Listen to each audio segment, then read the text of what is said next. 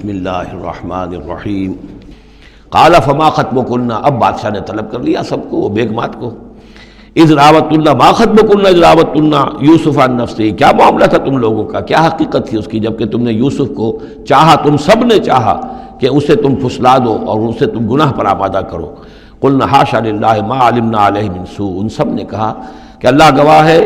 ہمیں اس کے بارے میں ہمارے علم میں کوئی برائی نہیں ہے۔ قالت امرأۃ العزیز، اب وہ اس امرأۃ العزیز نے بھی، جس کا نام زلیخا مشہور ہے، اس نے بھی کہا الآن حسس الحق، اب تو حق واضح ہو گیا، وہ جو بھی کچھ تھا اس کا پردہ چاک ہو گیا۔ انا راودتہ عن نفسہ، میں نے ہی اصل میں اس کو پھسلانا چاہا تھا، میں نے ہی اسے گناہ پر آمادہ کرنا چاہا تھا، وانہ لمن الصادقین، اور وہ بالکل سچا ہے، اس نے کوئی غلط بیانی نہیں کی ہے۔ ذالک لیعلم، یہ جملہ جو ہے اس کے بارے میں بہت سے اقوال ہیں کہ یہ کس کا قول ہے۔ ایک قول یہ ہے کہ یہ زلیخا ہی کا کلام بھی چل رہا ہے، یہ اس لیے کہ وہ اس کو معلوم ہو جائے، یعنی حضرت یوسف علیہ السلام کو، انی لم اخنہ بالغیب، کیونکہ حضرت یوسف اس وقت وہاں موجود نہیں تھے، ان کی غیر موجودگی میں اس نے اپنے گناہ کا اقرار کیا ہے کہ میں نے اس کے ساتھ خیانت نہیں کی ہے۔ اب بھی ہو سکتا تھا کہ وہ پھر کوئی بکواس کرتی اور غلط بات کہتی، لیکن نہیں، لم اخنہ بالغیب، تاکہ یوسف کے علم میں یہ بات آ جائے کہ میں نے یہاں اس کی غیر موجودگی میں کوئی خیانت نہیں کی ہے۔ وَأَنَّ اللَّهَ لَا يَهْدِي كَيْدَ الْخَائِنِينَ، اور یقیناً اللہ تعالیٰ جو ہے خیانت کرنے والوں کی چال کو کامیاب نہیں کرتا۔ وما ابرئ نفسی، اور یہ کہ میں اپنے آپ کو کوئی بہت یہ نہیں سمجھتی کہ میں مجھ سے گناہ سرزد نہیں ہو سکتا، میں اپنے نفس کو بری نہیں کہتی۔ ان النفس لامارۃ بالسوء، نفس جو ہے انسان کا وہ تو بدی کا حکم دیتا ہی ہے، الا ما رحم ربی، سوائے اس کے کہ جس پر اللہ کا رحم ہو گیا ہو۔ ان ربی غفور الرحیم، یقیناً میرا رب جو ہے بہت غفور اور رحیم ہے۔ ایک تو یہ ترجمہ ہے اس رائے کے مطابق کہ یہ سارا کلام جو ہے اسی زلیخا کا ہے۔ ایک رائے یہ ہے کہ اس کا قول تو ختم ہو گیا، انا راودتہ عن نفسہ وانہ لمن الصادقین، اس کے بعد یہ قول حضرت یوسف کا ہے کہ میں نے یہ کیوں چاہا،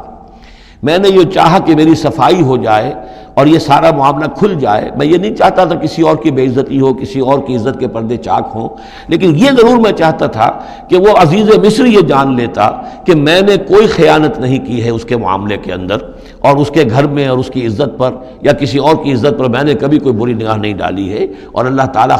خائنوں کو راہیاب نہیں کرتا۔ باقی میں خود بھی، چاہے اللہ انسان نبی بھی ہو، لیکن یہ کہ نفس جو ہے، جیسا کہ حضور فرماتے ہیں کہ اوصیکم و نفسی بتقوی اللہ، میں تم لوگوں کو بھی حکم دیتا ہوں کہ اللہ کا تقوی اختیار کرو، اپنے نفس کو بھی حکم دیتا ہوں۔ تو حضرت یوسف کا بھی یہ قول ہو سکتا ہے کہ میں بھی اپنے نفس کو بری نہیں سمجھتا، میں یہ نہیں سمجھتا، ہو سکتا ہے اللہ تعالیٰ کی طرف سے خصوصی حفاظت میری نہ ہوتی تو میں کسی غلط حرکت میں مبتلا ہو ہی جاتا۔ وما ابرئ نفسی ان النفس لامارۃ بالسوء، نفس تو یقیناً حکم دینے والا ہے بدی کا، الا ما رحم ربی، سوائے اس کے جو اللہ فیصلہ کر دے اور رحم فرمائے۔ ان ربی غفور الرحیم۔ وقال الملک اتونی بہ، اب بادشاہ نے فیصلہ کن انداز میں کہا ٹھیک ہے اس کو لے آؤ میرے پاس، استخلصہ لنفسی، اسے تو میں اپنا خاص مصاحب بنا لوں گا۔ بادشاہوں کے مصاحبین خصوصی ہوتے تھے جو بہت وقت ان کے ساتھ گزارتے تھے، ان کے ساتھ ہی قریب رہتے ہوں۔ فلما کلمہ، تو اب جب حضرت یوسف آ گئے دربار میں اور بادشاہ نے بات کی ان سے، قال انک اليوم لدینا مکین امین، تو بادشاہ نے کہا کہ آج کے دن سے آپ ہمارے پاس جو ہوں گے بڑی عزت والے اور معتبر انسان ہوں گے، اب آپ کی حیثیت جو ہے بہت اونچی ہوگی اس معاشرے کے اندر، ہمارے بڑے درباریوں میں آپ کا شمار ہوگا۔ قال اجعلنی علی خزائن الارض، ادھر حضرت یوسف کو یہ خیال تھا کہ بہت بڑی جو ہے مصیبت اس قوم کے اوپر آنے والی ہے، تو اس کے لیے انہوں نے فوری طور پر جو مطالبہ کیا وہ یہ تھا کہ مجھے زمین کے خزانوں پر مقرر کر دو۔ انی حفیظ علیم، میں حفیظ بھی ہوں، حفاظت کرنے والا ہوں، علیم بھی ہوں، جاننے والا ہوں، ماہر ہوں، میں یہ سارا بندوبست ٹھیک کروں گا۔ وَكَذَلِكَ مَكَّنَّا لِيُوسُفَ فِي الْأَرْضِ، اس طرح ہم نے یوسف کو تمکن عطا کیا زمین میں۔ يَتَبَوَّأُ مِنْهَا حَيْثُ يَشَاءُ، اب تو وہ جہاں چاہے وہاں ٹھکانہ بنا دے۔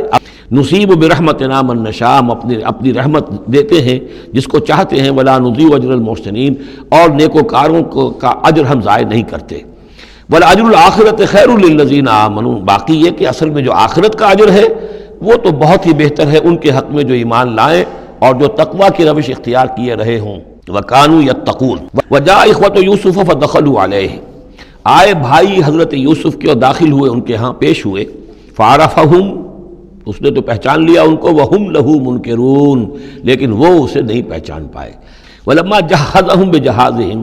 پھر جب ان کا سامان ان کے حوالے انہوں نے کر دیا، تیار کر دیا ان کا اسباب، قال ائتونی بأخ لکم، انہوں نے یہ کہہ کر کہ ایک اور بھائی بھی ہمارا ہے، اس کا بھی خاندان ہے، اس کی فیملی ہے، اس کے لیے بھی آپ ہمیں ایک اونٹ جو راشن کا ہے وہ اتنا جو ہے ایک اونٹ کا بورا وہ ہمیں دیجئے۔ ان کا لائے کیوں نہیں ساتھ؟ تم تو 10 آئے ہو، وہ 11واں کہاں ہے؟ اچھا اگر ہے تمہارا 11واں بھائی، ایک علیحدہ فیملی ہے، تو ایک اور اونٹ، ایک اور راشن جو ہے ایک اور فیملی کا میں تمہیں دے دیتا ہوں، لیکن اب جب آؤ تو اس کو ساتھ لے کے آنا۔ قال ائتونی بأخ لکم من ابیکم، اب جب آؤ گے تو اپنے بھائی کو جو تمہارے والد سے تمہارا بھائی ہے، ماں سے نہیں ہے، تمہارا جو باپ سے بھائی ہے، الا ترون انی اوفی الکیل، کیا تم دیکھتے نہیں ہو کہ میں پیمانے پورے پورے بھر کر دیتا ہوں، وانا خیر المنزلین، اور جو باہر سے آنے والے یہ مہمان آ رہے ہیں میں ان کی خاطر مدارات کرتا ہوں، میں بہتر مہمان نوازی کرتا ہوں۔ فَإِن لَمْ تَأْتُونِي، اور اگر نہیں لے کر آؤ گے اس کو، بِهِ فَلَا كَيْلَ لَكُمْ عِندِي، تو پھر اس کے حصے کا جو راشن ہے وہ میں تمہیں نہیں دوں گا، وہی جو یہاں آئے وہ اپنے حصے کا راشن لے جائے۔ وَلَا تَقْرَبُونَ، اور پھر میرے قریب نہ آنا، اس سے پھر یہ کہ آپ نے اظہار ناراضگی بھی فرمایا۔ قالوا سنراود عنہ اباہ، انہوں نے کہا کہ کوشش تو ہم کریں گے ابا جان کو کسی طریقے سے پھسلانے کی، وَإِنَّا لَفَاعِلُونَ، کچھ کر ہی گزریں گے انشاءاللہ، لے آئیں گے۔ وقال لفتیانہ، اور حضرت یوسف نے اپنے جو نوجوان کام کرنے والے تھے، چھوکرے جن کو کہا گیا، ان سے کہہ دیا، اجعلوا بضاعتہم فی رحالہم، یہ جو پونجی لے کر آئے تھے، ظاہر بات ہے کہ دیہات سے آئے کیا لے کر آئیں گے، کچھ اون لے آئے ہوں گے، بھیڑیں بکریاں جو پالی ہوئی ہیں تو اس کی کچھ اون لے آئے، یا کوئی اس طرح کی چیزیں جو دیہات سے لا کر اور یہ شہر میں اب اس کو پیش کر رہے ہیں تاکہ اس کے عوض انہیں غلہ دیا جائے۔ تو فرمایا اجعلوا بضاعتہم فی رحالہم، یہ ان کے اسباب میں ان کا جو سارا سامان ہے جو یہ لے کر آئے تھے، یہ پونجی، یہ بھی واپس کر دو، اسی میں رکھ دو، جب اس میں گیہوں بھرو گے ان کے کجاووں کے اندر وہ سامان بھی رکھ دینا۔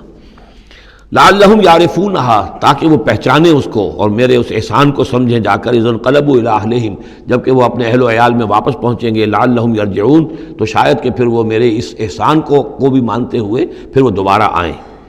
فلما رجعوا الی ابیہم، تو جب یہ پہنچے لوٹے اپنے والد کے پاس، حضرت یعقوب کے پاس، قالوا یا ابانا منع منا الکیل،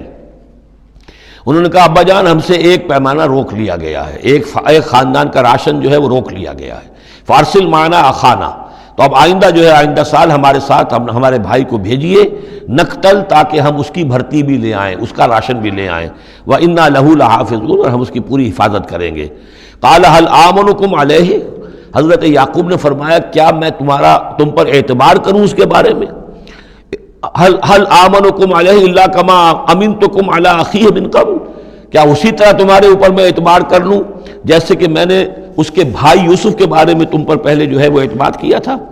فاللہ خیر حافظہ، ویسے تو اللہ تعالیٰ ہی ہے بہترین محافظ، وہو ارحم الراحمین، اور وہی ہے تمام رحم کرنے والوں میں سب سے بڑھ کر رحم کرنے والا۔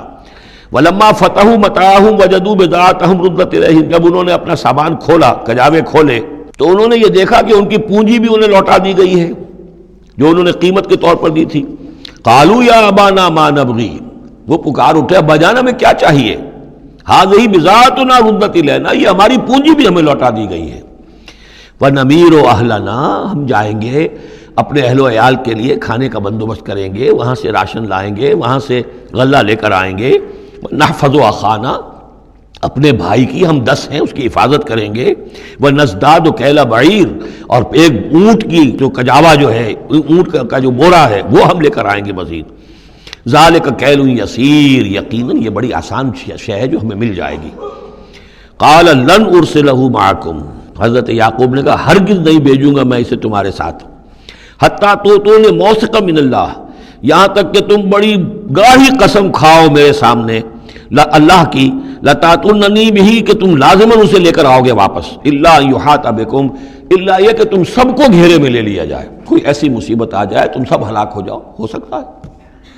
کہیں تم سب کو ہی پکڑ کے قید کر دیا جائے، وہ اور بات ہے، لیکن بصورت دیگر تمہیں اس کو لانا ہوگا واپس۔ فلما آتوہ موثقہم، تو اب جب انہوں نے اپنی قسم کھا لی اور دے دی اپنا عہد و قول و قرار، قال اللہ علی ما نقول وکیل، تو حضرت یعقوب نے فرمایا ٹھیک ہے، اب جو اللہ تعالیٰ جو کچھ ہم کہہ رہے ہیں، جو ہمارا قول و قرار ہوا ہے، اللہ تعالیٰ اس پر نگہبان ہے۔ وقال یا بنی، انہوں نے کہا میرے بیٹو، لا تدخلوا من باب واحد، دیکھنا وہاں جب داخل ہو تو کسی ایک دروازے سے داخل نہ ہونا، یعنی یہ لوگ دیکھیں گے 10-11 بھائی چلے آ رہے ہیں تو اس سے یہ کہ لوگوں کے اندر جو ہے وہ کوئی حسد بھی پیدا ہو سکتی ہے، جس کو ہم کہتے ہیں کہ نظر بھی لگ سکتی ہے۔ لا تدخلوا من باب واحد وادخلوا من ابواب متفرقۃ، تم داخل ہونا متفرق دروازوں سے۔ وما اغنی عنکم من اللہ من شیء، اور دیکھو میں اللہ تعالیٰ کی طرف سے کوئی فیصلہ ہو، کوئی تمہارے لیے کوئی غضب کا معاملہ ہو اللہ کی طرف سے ہی تو میں روک نہیں سکتا، میں منع نہیں کر سکتا، لیکن یہ کہ پھر بھی جو بھی اللہ تعالیٰ کی طرف سے ہم احتیاط کر سکتے ہوں اس کے اندر کوئی حرج نہیں ہے۔ وما اغنی عنکم من اللہ من شیء، میں نہیں بچا سکتا تمہیں اللہ تعالیٰ کی تقدیر سے یا اللہ کے فیصلے سے کچھ بھی۔ ان الحکم الا للہ، نہیں ہے اختیار مطلق مگر اللہ کا۔ علیہ توکلت، اسی پر میں نے توکل کیا ہے، وعلیہ فلیتوکل المتوکلون، اور اسی پر تمام توکل کرنے والوں کو لازماً توکل کرنا چاہیے۔